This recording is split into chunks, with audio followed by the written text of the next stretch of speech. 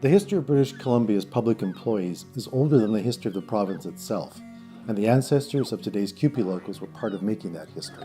It's a labor history that began with a strike of Vancouver Island coal miners against the Hudson's Bay Company in 1849.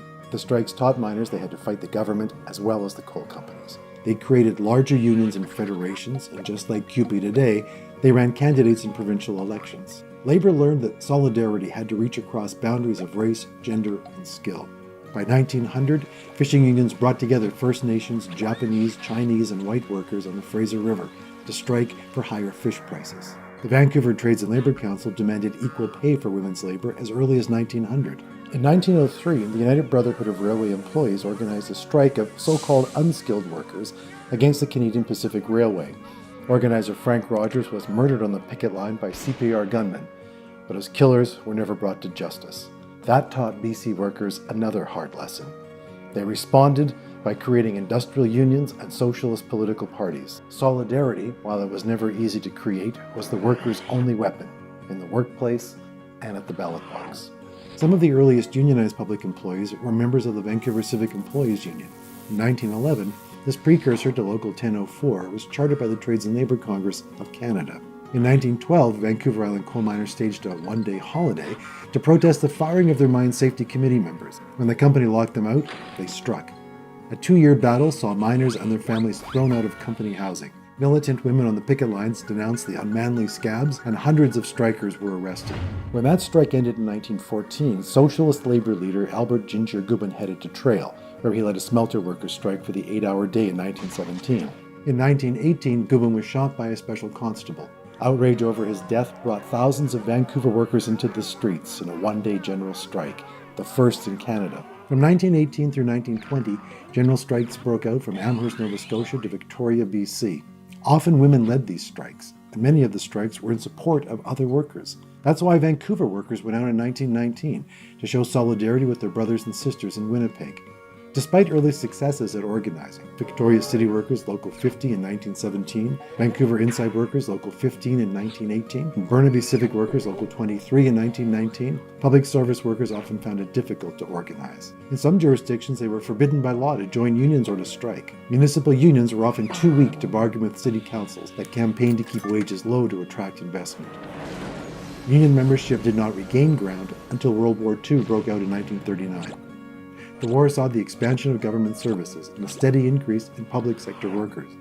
In 1940, North Vancouver city workers founded Local 389. By 1944, Vancouver public workers were welcomed into the House of Labour and later joined CUPE BC as Local 391. That same year, healthcare workers created Local 180, which evolved into the Hospital Employees Union. In 1948, school workers formed what would become CUPE Local 3523, Central Okanagan Schools. By 1953, Trail City workers had created Local 343, which would become Local 2087. Other municipal, library, school, and healthcare workers would follow, along with university workers, ambulance drivers, and transportation workers. In 1956, the newly founded Canadian Labour Congress called on its affiliates to seek mergers with like unions. Two large national unions, the National Union of Public Employees, the National Union of Public Service Employees, began merger talks soon after the CLC call.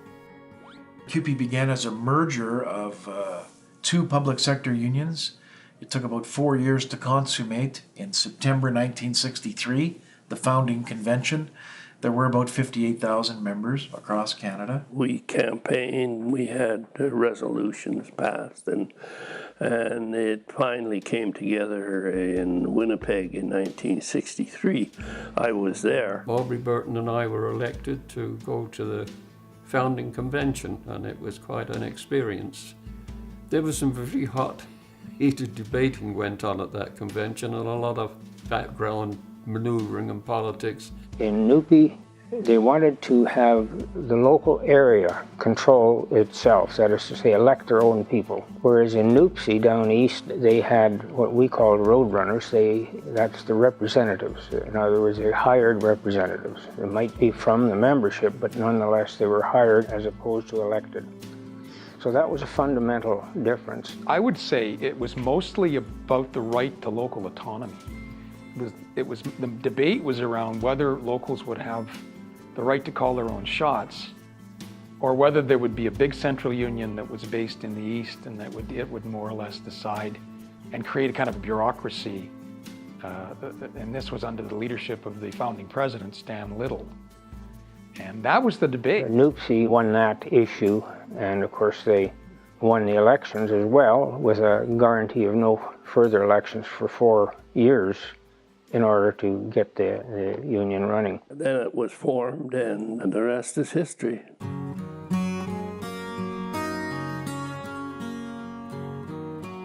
I got involved with CUPE when I went to work for the Richmond School Board, which is CUPE Local 716.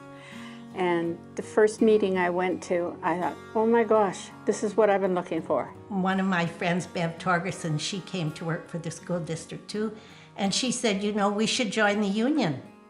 And so we saw it posted there was a union meeting, and when we went to get initiated, all the men couldn't believe it, that these two women were coming to get initiated into the union. In those days, in the 60s, we were stifled. We were property. The men's wages were always so much better than the women, and the meetings were always governed by the men. Everything was shortcut by the men. So having to learn to fight for survival, you soon learn to fight for other things as well. Some of the ladies there are just, Verna King, Muriel Overgaard, Bernice, they were the sort of the pioneers of the women in CUPE, and I had a lot of respect. You know, the first convention I went to at the division and the first convention I went to nationally, when you looked around the room, wow, there's a lady over there, there's a woman over there. You know, they were pretty hard to find.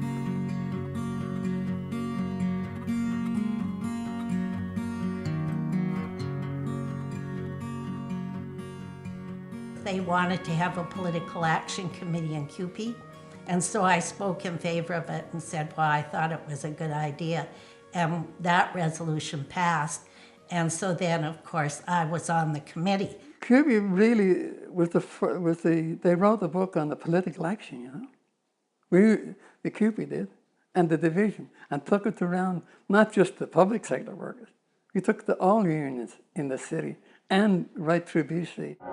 Good evening. Tomorrow, the Government of Canada will ask Parliament for the authority to impose severe restraints upon rising prices and incomes. It was 1976, there was a big dispute, and I became a picket captain, and that was when I first got involved in the union. We were really worried that there would be wage controls and that we wouldn't be able to bargain for our wages. Betty and I went up north and rented a great big bomb of a car. No matter where there was a CUPE local, we went. We explained to them that we were going to have a cross-Canada protest. The protest escalated into the largest strike in Canadian history and involved more than 1 million workers. They just came out and they're small locals, you know. We're small locals up there, so we were very excited, and they were too. We just had a ball. It was wonderful. Welcome to CUPE. Working for all levels of government all across the land, we are Canada's largest, 460,000 strong, and we share a common bond to serve the public and to make the community a better place to live. The dues that were paid to the National Union, on which they pay the salaries of all the people that work here, etc., was always a flat rate. So it didn't matter if you made $40 an hour or $10 an hour, you paid the same amount. And some of us didn't think that was fair. So it took us about 3 conventions to move to an income-related dues structure. So that made a pretty fundamental difference in the way our national union worked. There were a lot of strikes in the 80s. It was the decade of protest. All unions were fighting the government and the imposition of some of the bills taking away the rights of the workers. Operation Solidarity was probably the first dispute involving a full coalition of unions and social active groups in British Columbia. It was in response to some of the most draconian legislation tabled in North America. After seeing how they cut back on our collective agreements and, you know, really tore them to shreds, you know, just with the swipe of a pen, it angered me. You bastards are cutting me back like you wouldn't believe. And you make me puke. and I'm not going to talk about it anymore. I'm sick of talking with a bunch of fascist idiots. You pea-brain. It was a huge operation in terms of the organization that went behind trying to fight back against a number of repressive pieces of legislation that were being introduced. This absolutely brought us all together, and everybody dropped their tools, and that wasn't just trade unions, it was all workers, it was community people, and we all took buses to Vancouver for the Solidarity Days. I went to Vancouver with 2 or 3 other delegates to attend the demonstrations down there. It was unbelievable. Just thousands of us, and it made you feel proud. That's when we brought the province down on its knees.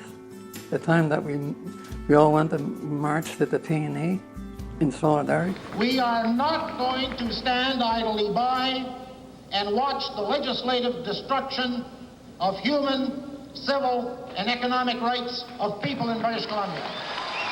And at that time, CUPE and the public sector unions still weren't seen as being very militant by the private sector unions. And so we really worked hard to get our people out, and we got there. And CUPE had the biggest section of people there of any union. That's really, I think, our first huge move, certainly in my memory, of when the public sector and the private sector really got together and said, you know, we are in this together. We have different occupations, different organizations, but the difference between public and private unions at that time, it seems to me, blended like it never blended before.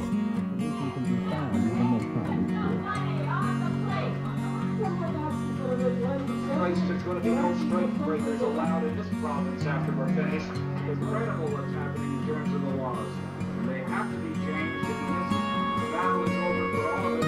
We've got to lobby the government to change the labor laws in the province of British Columbia. At that point, we didn't even have an international committee at the National Union. We started it here in British Columbia. Both myself and Sister Colleen Jordan were activists working with people from all across the country to get that established. When I was a new CUPE member attending my first conventions, I didn't really know much about international solidarity, but through people like Colleen Jordan and Ken Davidson and a number of other activists over the years, it's been very clear on why we as an organization, as a union, need to not only support unions in other countries, but also to learn from them. The information and the lessons that we learn from talking to those folks and visiting them and having them come up and address our conventions is tremendous. When you meet people from other countries who are struggling mightily, they struggle and take up causes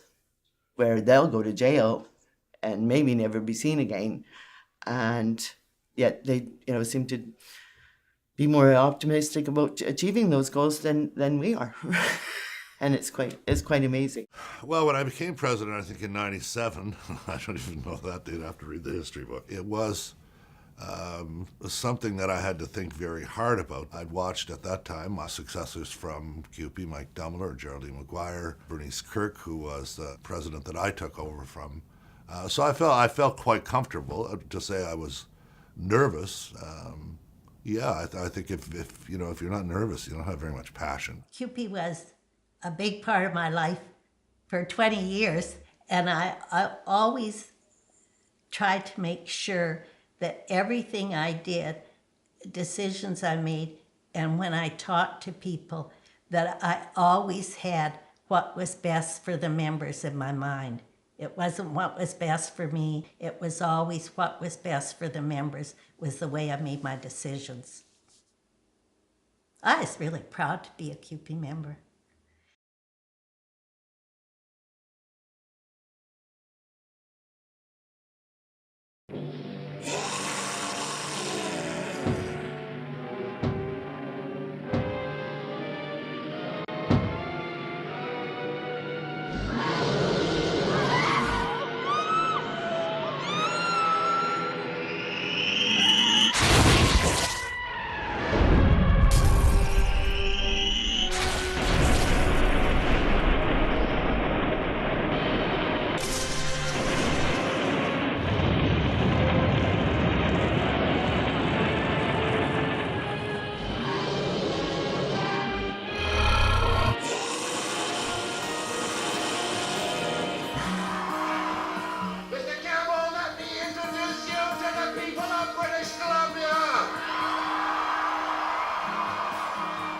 When the Gordon Campbell Liberal government was elected in 2001, one of the first things they did was attack fundamental rights of working people, collective bargaining rights in particular. When Gordon Campbell got elected, it was pretty much a declaration of war against public services, public employees, and in my view, against most of the communities in this province. They'd eliminated thousands of jobs, HEU jobs, just with a stroke of the pen. They'd taken away some of their bargaining rights and just decimated the heart and soul of the HEU, and we're also going after other affiliates. In education, those bills meant that collective agreement stripped out of contract provisions that we had negotiated over decades to protect kids. This was a frontal attack against education to disassemble the education system as we knew it. I think we were all just shell-shocked. And I saw Barry's mettle throughout all of this. And he realized that most people didn't even understand what was happening. One of the focuses of our work was really thinking about how are we going to communicate with our members? How are we going to organize our members? How are we going to educate our members? We had what we called here, I don't know if it's even inappropriate these days, we had the war room here, and we actually worked diligently in making sure that every single one of our members was up to date. We had leadership and staff go across the province to work sites, to local meetings, to a number of different events, and really try to talk one-on-one with our members. Will not sit by idly and allow 77 thugs to dismantle what our parents and their parents built for our children. People were fed up, and they just kind of said, that's it, this is wrong. The way these folks are being treated, the way they're being bullied, and CUPE members in BC just reacted. I believe it was a galvanizing moment for the labour movement. We were ready to go out on strike, even when the courts had ruled our strike was going to be illegal. And there was a kind of a feeling for a general strike. You could almost feel it when you were talking to people. We were up against it. And who was there to support us? Who was there to support us? Our friends in CUPE were there every minute. I remember Brother O'Neill had to leave our national convention in Winnipeg, my hometown, to return because BC teachers were going on a so-called illegal strike, and there's no such thing in the labor movement. If somebody's on strike, we need to support them. We were out, but we had about 5, 6, 7 votes. CUPE was out on the principle of not crossing a picket line, and because they believed in what we were doing. We're not just going to walk out in Vancouver or Victoria. We're going to walk out in every single region of the province, and after we finished all 6, take all of our members, all 85,000 of our members, out after those actions happens. What do you mean we're all going out?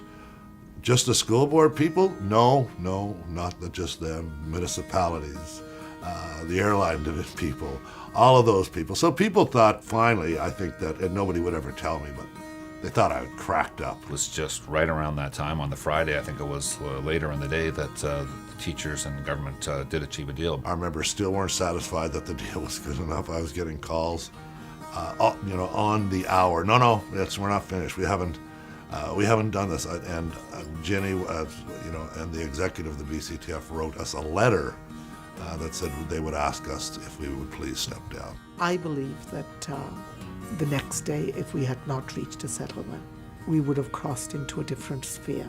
Had the government not blinked, there would have been one hell of a strike. I guess the most unimportant, some would think, comment that happened through that for me was I flew up to Penticton, I believe, and we were kind of like flying from place to place. I had to be in Victoria in 3 hours. And as I was leaving, or as people were dragging me to the cab or the transportation to take me to the airport, a young woman came running up to me, this always sticks with me, and told me that she'd never been to a union meeting in her life, but she would never miss another one. That was, as you can see, that kind of... that really had an impact, and it really, for me, it really kind of cemented the whole idea of how important it was to make sure we maintain the strategy when I was elected to make people feel more part of an organization, to bring this collectiveness together.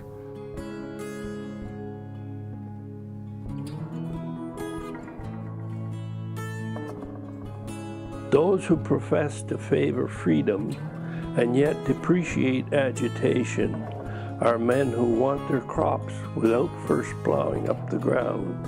They want the rain without the thunder and lightning. They want the ocean without the awful roar of its waters. This struggle may be a moral one, or maybe a physical one, but it must be a struggle. Power concedes nothing without a demand. It never did, and it never will. Find out just what people will submit to, and you have found out the exact amount of injustice and wrongs which will be imposed upon them. And these wrongs will continue until they are resisted with either words or blows, or with both. The limits of tyrants are prescribed by the endurance of those whom they oppress. Frederick Douglass, 1857. I've heard a few things over the years of being involved in the union is that we always struggle, right?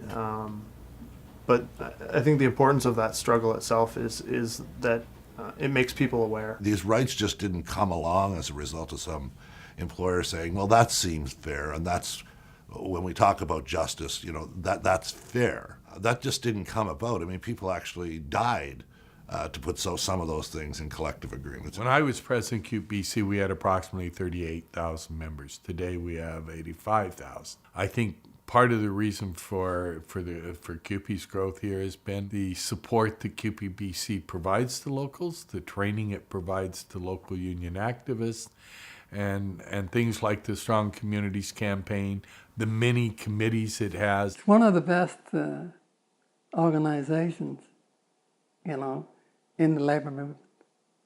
Because if you look into the heart of CUPE BC, you'll see how all the different people from all walks of life, irrespective, as I said before, black or white, or creed, or gender, they're represented in CUPE BC. And CUPE BC was the foremost there in putting that through. They were the pioneers. They were the pioneers. When we say we're going to do something, we do it. You know, whether it's political action or finding new ways to fight privatization, or whether it's around equality issues or international solidarity, we've got to keep pushing forward. If we stand still or if we take more than a couple breaths, we're going to lose ground, and that's not good for anybody. We hear time and time again that what we do in British Columbia leads the country in so many ways, and it's something that we're very proud of. But we can't rest on our laurels, and even though Brother O'Neill is retiring, it just happens to be that time, and it's just not complicated. It's good for the organization. We have some great leaders in the wings waiting for us others to get out of the way so they can put things in place and put the programs and put their touch and their strategies together to make communities better. And so it's just time. I plan on retiring and doing some of the things that I want to do to make not only this movement, but to make our communities better. I'll never stop that. I'll probably never achieve all I need to achieve, but I'm pleased with what I have achieved. He's been a great colleague and a great friend and a tremendous leader, not just for the members here in British Columbia, but a national leader. He's in great demand to explain political action in BC, in the provinces of Nova Scotia or New Brunswick or Newfoundland and Labrador. Barry's been a great friend to CUPE members in every corner of Canada. And I couldn't have asked for a more effective leader and better friend than Barry O'Neill. I think under his presidency, CUPE BC sort of came of age. We became one of the leading voices of the labor movement in our province, right? And not just because it's a loud voice. His heart is always in the right place. And even through the rough times, for me personally, when I lost my husband, my brother was there. And no fuss, it's just that they're always there. You could pick up the phone, I could do it this afternoon, and he would return my call. CUPE is the community. CUPE is my union. CUPE is a family. It's like my extended family. That's what it really feels like. the brothers and sisters that are in CUPE have always been extremely encouraging, and so that's what it's always felt like. It's always kind of felt like home, right? It's a feeling about knowing that you're never on your own. Once you're a CUPE member, you're never on your own. Happy birthday, CUPE British Columbia, and happy birthday, CUPE in this nation. It's been a great ride.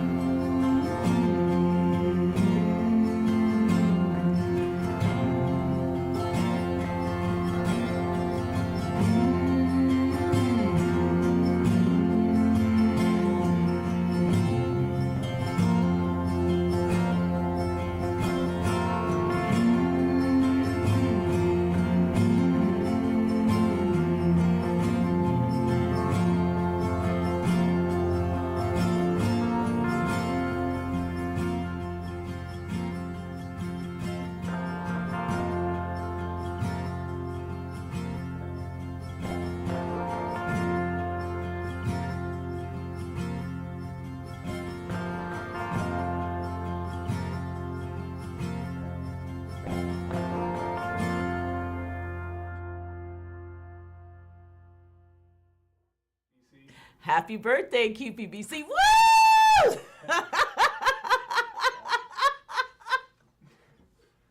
See, I didn't even need the microphone.